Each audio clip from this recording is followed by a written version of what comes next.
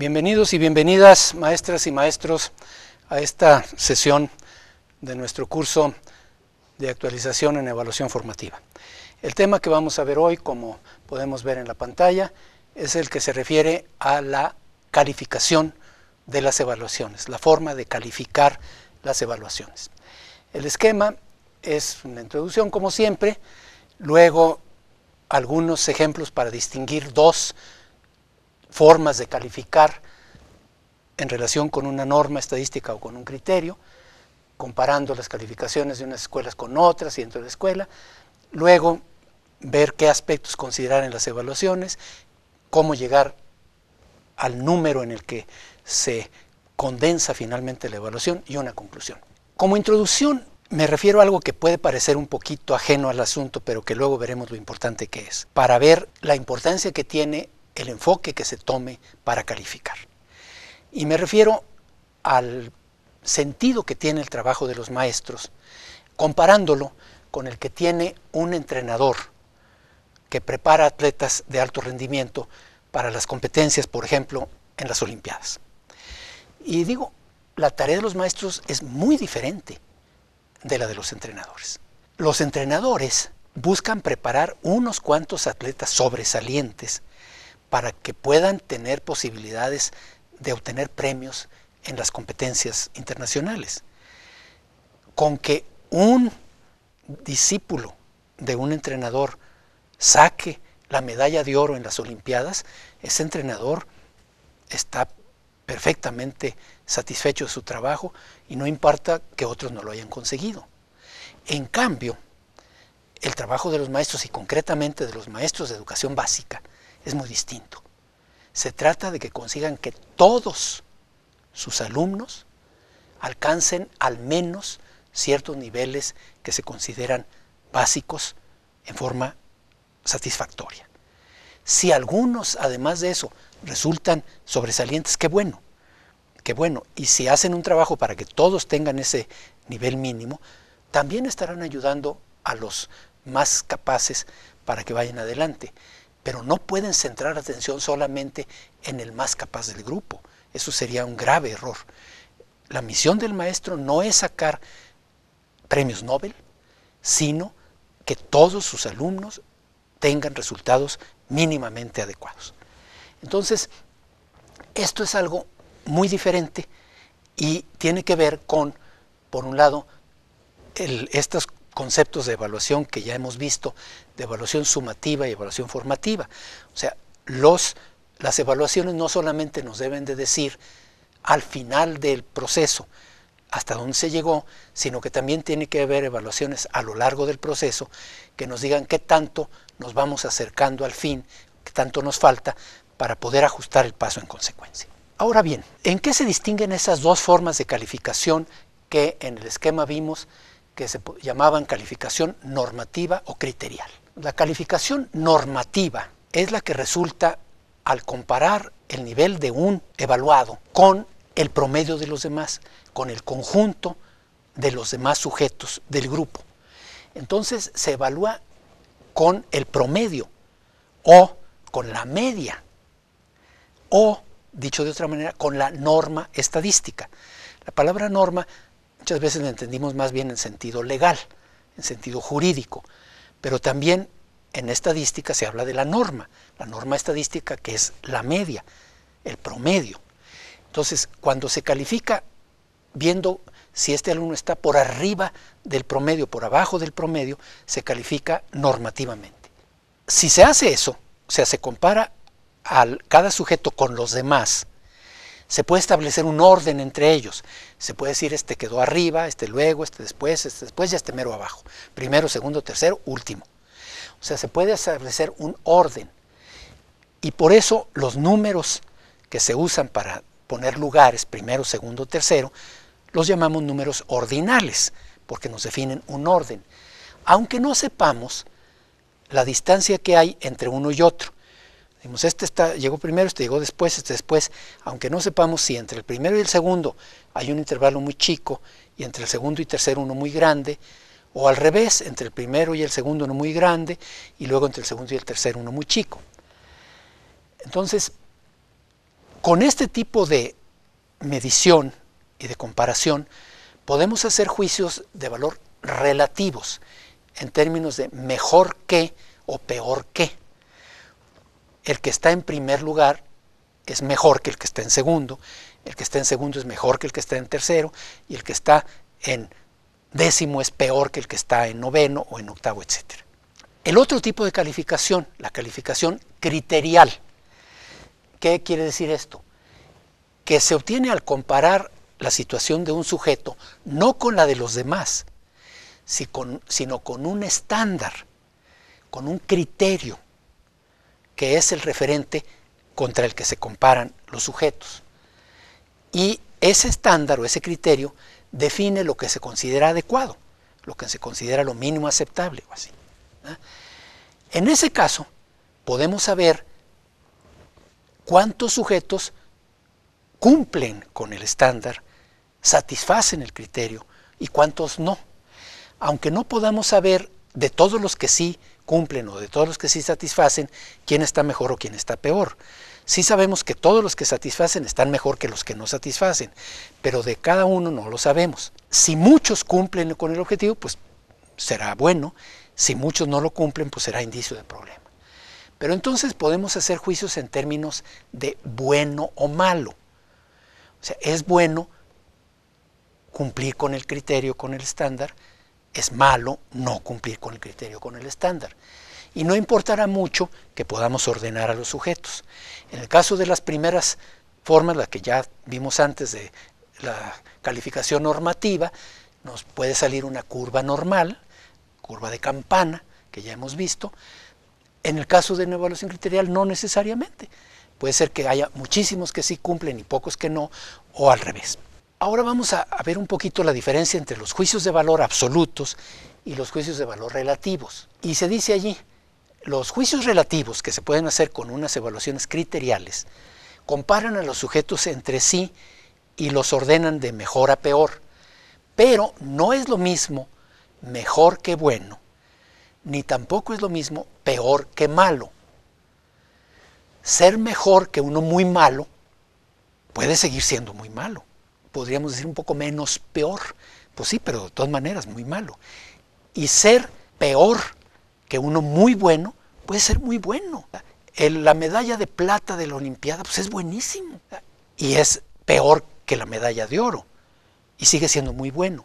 Entonces, cuidado, no es lo mismo mejor que bueno ni peor que malo. Y entonces vienen ahí unos ejemplitos. Primero unos ejemplos de esto de las carreras. Imaginemos que tenemos dos grupos de 10 corredores en carreras de 100 metros planos. Unos en la Olimpiada, el primer lugar ganó con un tiempo de 9 segundos 75 centésimas, el segundo X, y el décimo de los 10 corredores de la final hizo 10 segundos con 15 centésimas. ¿Es mal corredor el décimo lugar? No, sigue siendo rapidísimo. Llegó solamente 40 centésimas de segundo, menos de medio segundo detrás del primero. Y sin embargo llegó en décimo. Es el peor de los 10 mejores, pero sigue siendo buenísimo. En cambio, pensemos en unas competencias en la universidad y el que gana hace 11 segundos y medio y el décimo 13 segundos y cuarto. ¿Es muy bueno el primero? Bueno, pues es el mejorcito de los que corrieron allí, pero así que dijéramos, qué bruto, qué bueno, como diría el clásico, no. Segundo ejemplo real, con datos reales de las pruebas PISA 2006 en ciencias. Y damos los resultados por país en términos de puntos. El país que tuvo más puntos fue Finlandia, que tuvo 563 puntos. Luego Canadá, 534. Castilla y León, que es una comunidad autónoma de España, 520. Estados Unidos, 489. Obviamente me estoy brincando muchos países. España, 488, prácticamente igual que Estados Unidos. Italia, 475. El Distrito Federal de México, 445 puntos. Chile, 438. O sea que el Distrito Federal tiene más que Chile. México en conjunto, el total del país, 410 puntos. Argentina, 391. Brasil, 390. Colombia 388 y Chiapas 388 también. Entonces dijimos, a ver, bueno, ¿es malo estar peor que Finlandia? ¿Por qué? ¿Es bueno estar mejor que Argentina, que Brasil, que Colombia? Pues no es claro. En todo caso decimos, bueno, pues México está mejor que Argentina, ¿eh? Está peor que Chile. Bueno, y eso en sí es bueno o malo, no sabemos. Con eso no sabemos. Por eso los ordenamientos no dicen gran cosa. Aquí es interesante ver que Chiapas, el estado más pobre de México, tiene resultados como todo Colombia y muy cercanos a los de Brasil y a los de Argentina. ¿Quién lo diría? O sea, Argentina no nomás abajo de México, sino al mismo nivel de Chiapas. Ahora vamos a ver juicios absolutos con evaluaciones de tipo criterial. Y entonces vemos comparar los sujetos con un criterio, con un estándar, y ver cuántos lo alcanzan y cuántos no. Un primer ejemplo nuevamente con cosas de correr. Una prueba de condición física para jóvenes. Yo defino el estándar diciendo que para tener buena condición física se necesita correr al menos 1000 metros en 15 minutos. Y pongo a los muchachos a correr 15 minutos a ver cuánto corren. Y unos que están fortísimos corren a lo mejor 2 kilómetros y otro 1,5, etcétera, etcétera. Y unos no alcanzan a correr ni 500 metros. Entonces, bueno, veo que de una escuela, supongamos que es una escuela, una secundaria o una preparatoria, el 75% de los alumnos consiguen el estándar. Y otra escuela del mismo nivel, nada más el 25% de los alumnos lo consiguen. Bueno, pues entonces yo digo, caray, pues la primera escuela, pues obviamente está mejor, la mayor parte de sus muchachos tienen una condición física buena, y en cambio la otra escuela, híjole, nada más una cuarta parte de sus muchachos tienen buena condición física. Vamos a ver ahora el ejemplo nuevamente con PISA. PISA define un estándar.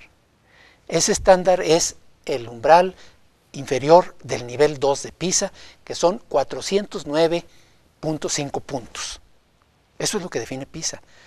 Tener menos de eso quiere decir que no se tiene el mínimo suficiente para defenderse en la vida. Tener 410 puntos quiere decir que ya se tiene el mínimo suficiente. ¿Se acuerdan cuánto tenía México? 410. Obviamente Finlandia tenía 563. Pero bueno, PISA define un estándar. Podemos estar de acuerdo o no con el estándar, es discutible. También es discutible que para estar en buena condición física haya que correr 1000 metros en 15 minutos. Son ejemplos. Pero vamos a ver datos reales de qué porcentaje de alumnos de distintos países cumplen el estándar de PISA. Y vemos que en Finlandia casi 96% de los alumnos cumplen el estándar. En Canadá 90%. En Castilla y León de España más del 91%. En España 80%. En Estados Unidos poco menos de 76%. En el Distrito Federal 67%. En Chile 60%. En todo México 49%. En Argentina 43%. En Brasil 39%. En Colombia 39.8% y en Chiapas 37.6%. Bueno, eso ya nos dice, independientemente de en qué lugar esté México o Brasil o lo que sea, podemos decir, a ver, pues en México la mitad de los alumnos consigue cumplir con el estándar y la mitad no. Que más o menos eso podíamos intuir si veíamos que México tuvo 410 puntos y que justamente 409.5 es el umbral, pues la mitad está arriba y la mitad está abajo. O sea, 49% alcanza a cumplir el estándar y la mitad no. Bueno, pues eso obviamente es malo, independientemente de en qué lugar estemos y si estamos arriba o abajo de Brasil o de Argentina. En Chile, 60%, en el Distrito Federal, 67%. O sea, el Distrito Federal, que es la entidad de México que tiene mejores resultados, lo cual no es sorprendente porque es la entidad más rica, 2/3 de los muchachos, 67 de cada 100, alcanzan el estándar y 1/3 no lo alcanza.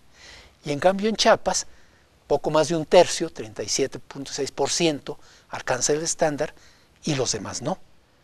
Casi 63% no lo consigue. o sea, al revés que en el Distrito Federal. Entonces, bueno, el estándar puede ser discutible, lo deben de discutir los especialistas, pero una vez establecido podemos llegar a juicios mucho más interesantes que los que nos dan las comparaciones de lugares. Ahora, ¿qué pasa en nuestras escuelas? ¿Qué pasa con las evaluaciones en nuestras escuelas?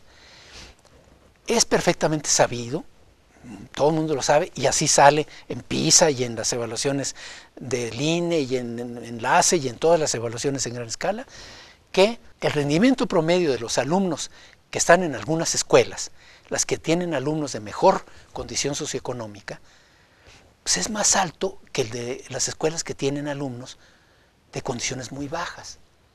Y sin embargo, las calificaciones que asignan los maestros tienen una distribución muy parecida. En todas hay porcentajes muy parecidos de reprobación.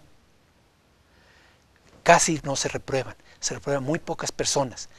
Y se reprueban más en primero de primaria y casi nadie en sexto. Primero de primaria alrededor de 4%. En las escuelas en que más se reprueba, pues a lo mejor 8%. Y en las que menos se reprueba, a lo mejor 1%. Como que eso no corresponde con lo que nos dice las evaluaciones en gran escala y con lo que sabemos. Sabemos que hay escuelas en las que la mayoría de los niños tienen niveles realmente malos. No necesariamente por culpa de la escuela, no estoy diciendo eso, pero hay resultados bajos. Y que hay escuelas en donde una proporción mucho mayor de muchachos tienen resultados mejores. Y entonces, ¿por qué las evaluaciones son muy parecidas? ¿Y por qué la proporción que reprueba es muy parecida? Porque no se califica criterialmente, no se califica en relación con un estándar, porque no tenemos estándares o no los hemos definido con claridad, ahora ya se están empezando a definir, sino que calificamos normativamente. Aunque no lo pensemos, calificamos por curva. Y decimos, bueno, pues a ver, entre mis alumnos, ¿quién es el mejor? El mejor es este, pues tiene 10, aunque no sepa gran cosa. Y luego, pues 9, 8, 7, 6. Entonces tiene que haber poquitos 10 y poquitos 6, un poquito más 9 y 7 y más 8. O sea, una curvita. Sin pensar, lo hacemos así. Entonces, vemos, esto es la misma idea. Esperable que en unas escuelas la mayoría de los alumnos estuviera logrando los aprendizajes esperados y en otras la mayoría no, y sin embargo en general nos sale la misma curva.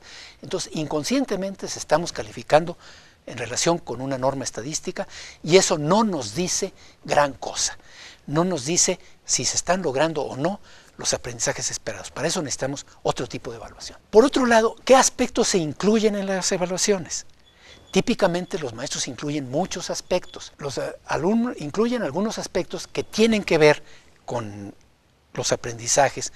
Por ejemplo, el resultado del examen bimestral, la revisión de las tareas que se dejan, de trabajos que se hacen en aula, etc. Pero también otros aspectos que, aunque pueden ser importantes, no tienen que ver con el aprendizaje. La asistencia, la puntualidad, la disciplina, la limpieza, etc. Y además el peso que se asigna a esos aspectos es bastante arbitrario. ¿Por qué no mezclar los aspectos? O sea, ¿es importante valorar la conducta? Seguramente sí. La escuela también tiene que cuidar los aspectos actitudinales, conductuales. Y es importante que el maestro distinga a los alumnos que son disciplinados y los que no lo son, y haga lo necesario, que no necesariamente es aplicar castigos severos para corregir las cosas que anden mal. Pero no hay que mezclar las cosas. Si este niño lee bien, aunque sea muy latoso, pues lee bien, no tengo por qué bajarle la calificación en lectura o en matemáticas porque es latoso. Y si este otro niño es tranquilísimo y dócil, no da problemas, pero no lee bien o no sabe las cuestiones básicas de aritmética, no le voy a subir la calificación en lectura o en matemáticas porque se porta bien. O sea, hay que separar las cuestiones y atenderlas cada una por su lado. Aquí vemos ejemplos de prácticas reales del estudio de evaluaciones en distintos países de América Latina que condujo el maestro Pedro Ravela. En El Salvador, en una escuela de El Salvador, dice que los alumnos resuelvan en parejas durante 2 horas vale 50% de la nota del mes. Otro maestro de México dice, las calificaciones del examen las registro en mi lista y ya eso sería una parcial. Y para la total tomo en cuenta mi registro con tareas y trabajos, para que al final ya tenga 3 calificaciones. La sumo y la sumatoria es lo total. Un maestro de Perú dice, todas las evaluaciones se califican y luego se promedian con la responsabilidad. Un maestro de Guatemala dice, evalúo constantemente conducta, higiene, trabajo, participación e interés. Vemos cómo se revuelven cosas. Otro maestro mexicano dice, yo tomo un valor en el examen de 7 puntos y 3 puntos de escala. Y le explica al entrevistador una escala que llevamos aquí, que considera los trabajos y otros puntos, asistencia, disciplina, puntualidad, higiene, etc. Les damos un porcentaje para completar 3 puntos más los 7 del examen. ¿Por qué 7 y 3? Califico lo afectivo, colaboración, participación, aseo, comportamiento y lo cognitivo, dice uno de Guatemala. Y uno de Uruguay dice, para calificar uso las evaluaciones de todos los días. La nota que va al boletín es el resumen de todo lo que yo sé del alumno. No hago nada en especial. En Costa Rica, la norma oficial dice que es una escala de 0 a 100 puntos con 50% de resultados de pruebas objetivas, 30% de observación del trabajo cotidiano, 15% de valoración del trabajo extraclase y 5% del concepto del docente sobre el estudiante.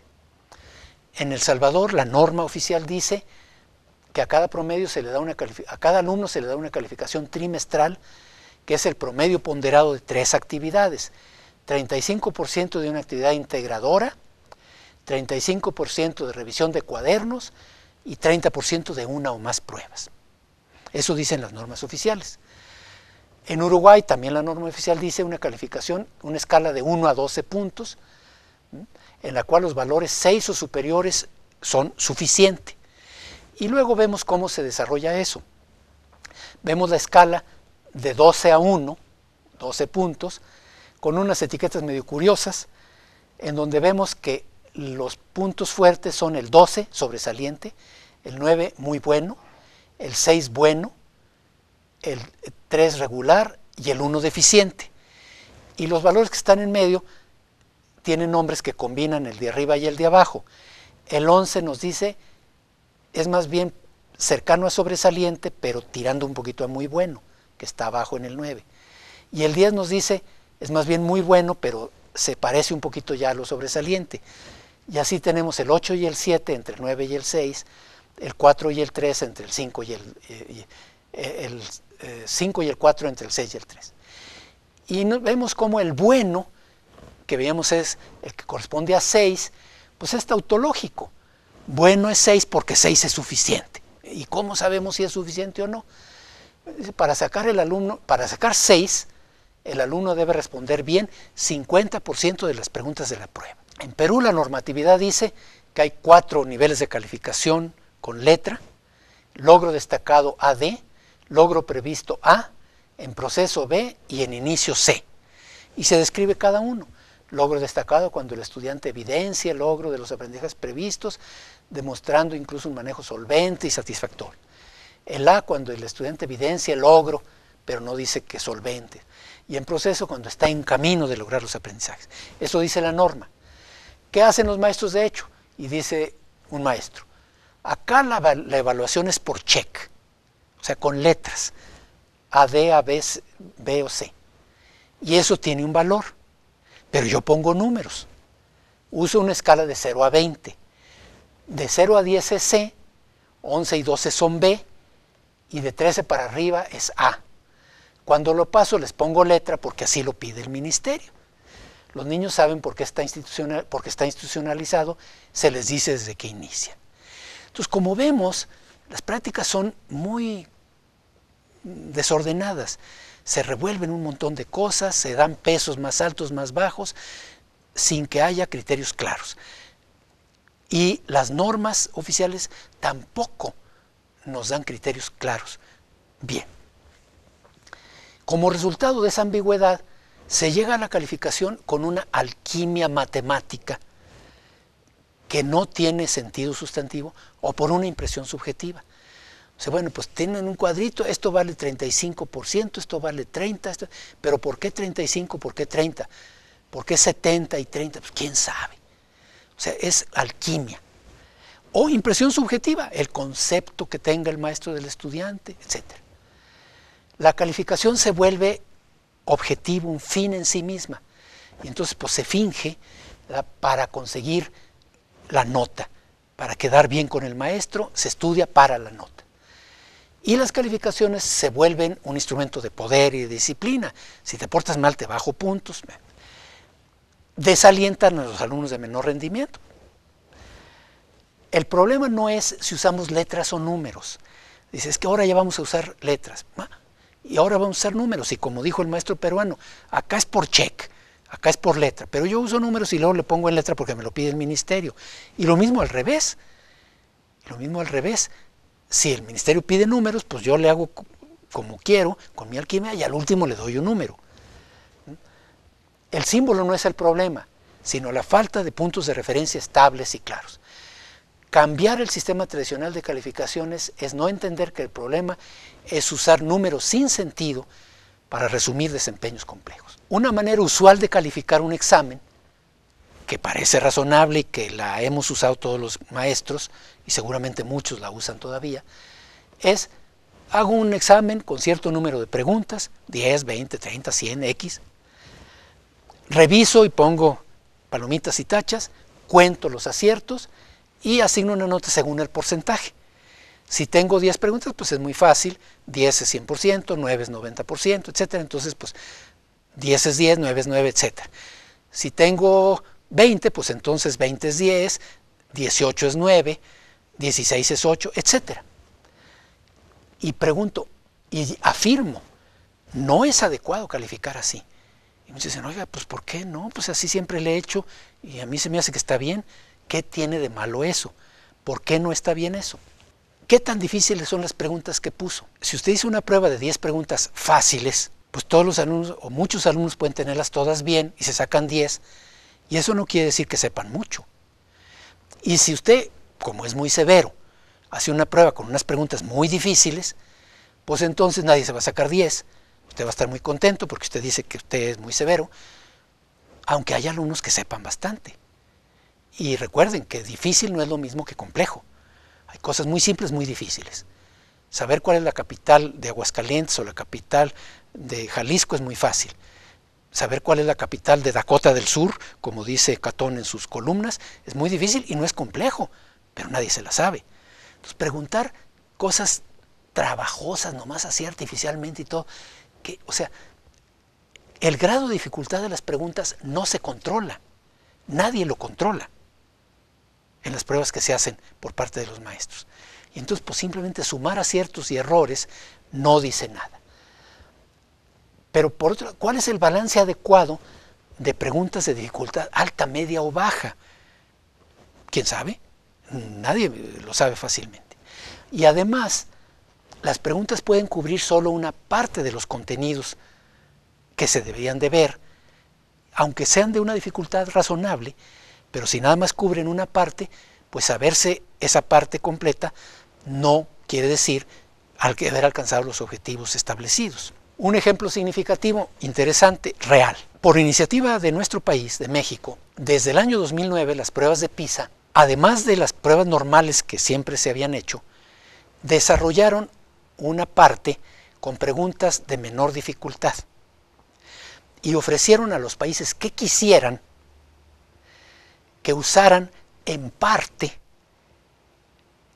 esos cuadernillos con algunas preguntas de baja dificultad. Entonces, México usó eso, también lo usó toda América Latina y muchos otros países, en general los países de resultados más bajos. Entonces, entonces eso ya no sirve, eso es trampa. México hizo trampa en 2009 para salir mejor, porque tomó la opción de tener más preguntas de baja dificultad. No, no fue trampa. Fue una cosa planteada con argumentos por México a la OCDE, aceptada por la OCDE y por todos los países después de analizar las razones, y hecha de tal manera que los resultados de México siguen siendo comparables con los de los demás países incluyendo a los que no utilizaron las preguntas de baja dificultad. ¿Por qué? Porque la puntuación de un alumno en PISA no depende de cuántos aciertos tuvo. Depende de cuántos aciertos tiene en qué tipo de preguntas. Tener muchos aciertos en preguntas fáciles no sube la puntuación. Para subir la puntuación hay que acertar con las preguntas difíciles, lo cual implica haber clasificado bien desde antes las preguntas fáciles y las difíciles. Si no, no se puede hacer esto. Entonces, PISA calcula la dificultad de cada pregunta, detecta cuántas preguntas de cada nivel de dificultad responde un alumno, saca un puntaje que ubica a un alumno en un nivel de desempeño según no cuántas respuestas acertadas tuvo, sino cuántas de qué tipo de preguntas. Eso lo hace PISA con técnicas muy complejas estadísticamente que el maestro no tiene por qué manejar, pero se puede hacer en el aula de una manera muy sencilla. Bueno, no tan sencilla, pero muy manejable. Entonces, eso es de lo que se puede aprender aquí, pero se necesita adoptar un enfoque criterial. Un enfoque criterial implica, primero, definir los criterios de referencia con los que se va a comparar el resultado, para saber qué es lo que tiene que saber el alumno. Si no tenemos estándar, no podemos calificar criterialmente. Precisar qué deberá poder hacer, demostrar el alumno para mostrar que sabe eso. Diseñar evaluaciones en las que los alumnos tengan que mostrar eso. Puede ser con algunas preguntas cerradas de opción múltiple, pero pueden ser con muchas otras. Y precisar qué tipo de producto será considerado evidencia de que se alcanzó el estándar. ¿Es indispensable la calificación numérica? No necesariamente. No necesariamente. Lo que es fundamental es saber si el muchacho alcanzó o no el estándar, satisface o no el criterio. La calificación es muy relativa. Y si es un resultado de una alquimia sin sentido como la que suele suceder, pues obviamente es engañosa. O sea, el numerito parece muy claro. No, pues tú tienes 10, estás mejor que el que tiene 9 y este está mejor que el que tiene 8. Pero si las calificaciones se pusieron de una manera tan arbitraria, pues eso es muy engañoso y puede dar lugar a injusticias muy fuertes.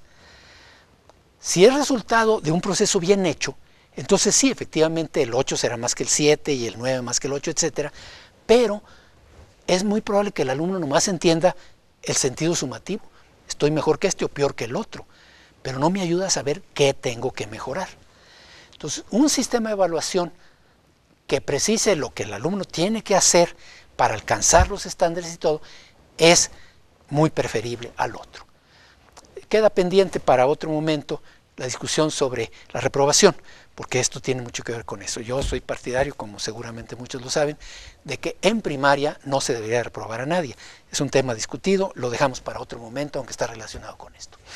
Para terminar, digo, las herramientas para hacer mejores evaluaciones son conocidas, rúbricas, mapas de progreso, etc.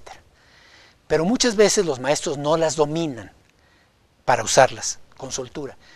Pero además, aunque las dominen, es muy complicado, es imposible que un maestro individualmente o una maestra individualmente desarrolle esas herramientas para todas las áreas del currículo que tiene que atender, para el grado que tiene, todos los bimestres, todas las unidades, etc. Entonces, por eso se necesita trabajar en equipo. En las siguientes sesiones vamos a ir viendo elementos para manejar algunas de esas herramientas, de las más importantes, pero, reiterando, no, aunque se aprenda a manejar, un maestro solo no lo va a poder hacer. Se necesita trabajar en equipo y por eso las escuelas y los centros de desarrollo educativo como grupos de escuelas pueden ser lugares muy importantes para que se haga esto. No es tan difícil, ya se verá, y puede ser muy provechoso. Con esto termino esta sesión. Muchas gracias.